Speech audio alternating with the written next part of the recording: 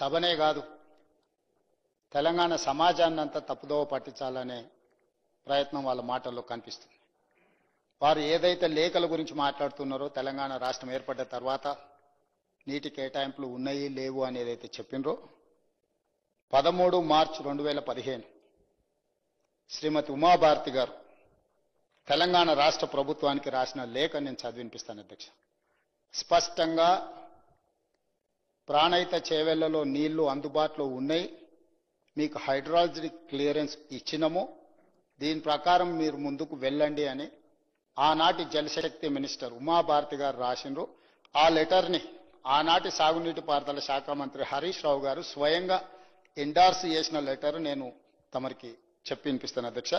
13 March 2015 planning aspect status hydrology. The hydrology of the project was cleared on 24/10/2014. 24/10/2014 ఈ date నాడు మీకు clear గా hydrology clearance ఉన్నది. Project however project authorities white there letter dated 24/11/2014 have submitted the modified hydrological series for approval. Complaints of the observation of hydrology received on 16/2/2015 and under examination in CWC.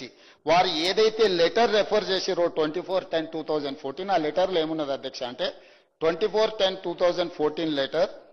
Subscribe us and press the bell icon for more interesting updates.